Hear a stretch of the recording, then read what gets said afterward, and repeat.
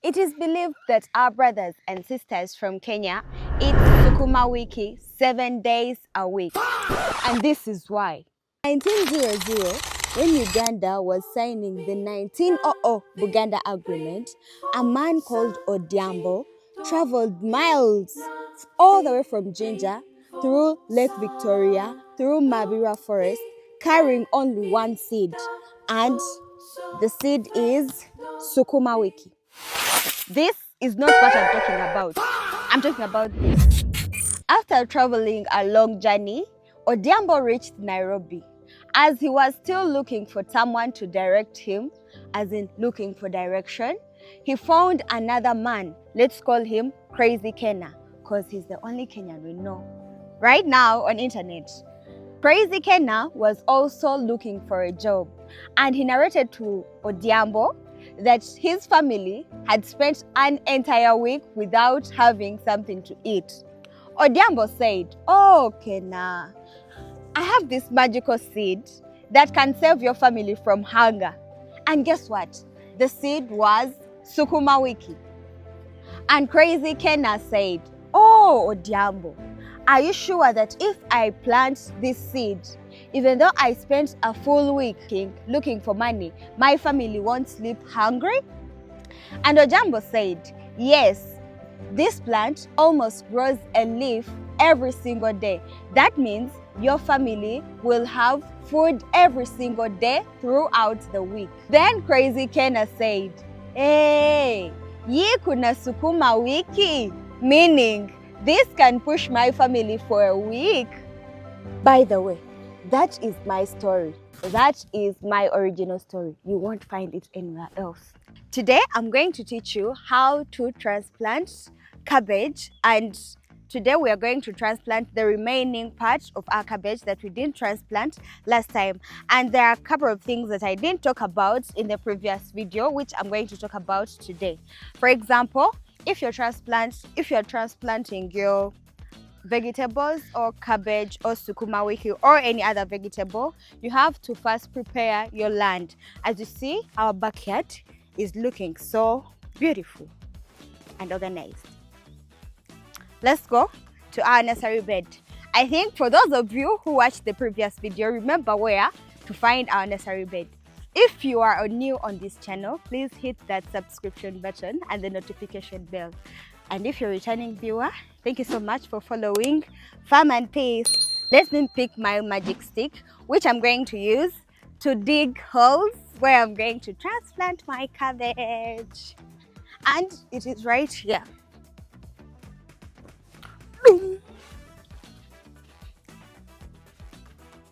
Back to the garden. And the other thing I didn't tell you, transplanting is always done in the evening hours when the sun is down. Since I said in the previous video that our seeds are very delicate, and remember we are bringing them from we are bringing them from the garden, from the nursery bed, and putting them to the garden. So meaning they don't have to be hit by sun. That's why transplanting is always done in the evening hours. As you see, we don't have any sun around. So we dig our hole. As I said, you can either use your hands or any or any garden tool you have at home to make these small holes. Yes. So we go to the nursery bed and pick our seed beads. Yes, this is our backyard farm, and as I told you, I'm going to teach you how to grow all this. This is sukuma, this is spinach. We also have some oranges here. These are white eggplants. More sukuma, our eggplants, kale, and guess what? These are the cabbages we transplanted 2 weeks ago, and as you can see, they are growing, and soon we'll be having cabbages. Oh my god, they look so beautiful. Yes, we planted many, and this in particular is what we planted together. Yeah, are you seeing our cabbage? It is soon coming out. This is what I'm talking about. So come, let's go and get more seedlings.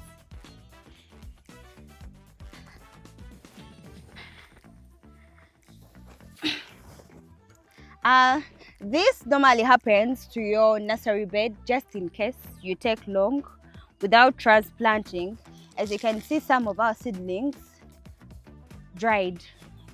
It is so unfortunate that some of them dried, but we still have the resistant ones.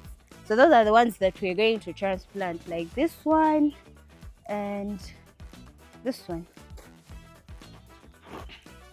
So we have to make sure that they are all done.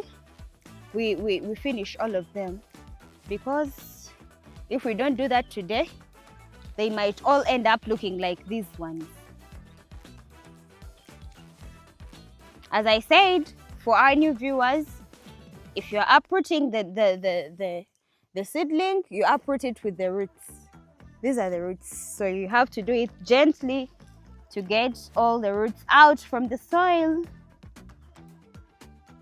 I'm sorry I'm delaying because I have to pick the seedlings.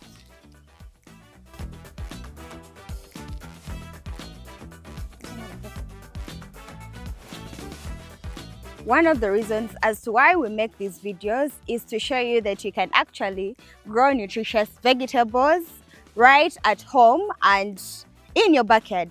And the other reason is to teach more young people on how to grow different plants, vegetables, and teaching them how our ancestors did it. How did our ancestors eat nutritious food without big gardens, without using a lot of energy? So this is what we're talking about. But also to encourage more young people to join farming, because we believe that this is our backbone.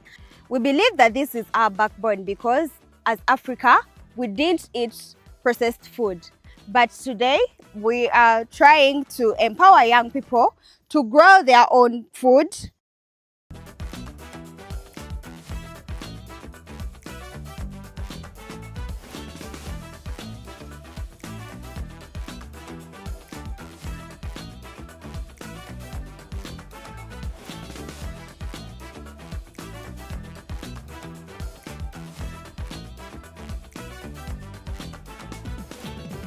At this stage, as you're transplanting, you can also apply your organic manure or any other form of manure. For today, we are using this. This is our manure for today. And after putting it, you're not supposed to put your seedling direct in the manure. You have to cover it with some soil and then put your seedling and cover with more soil, as I'm doing. Yeah, so you cover the manure and then you add the soil. That's it. That's how we do it here in Africa.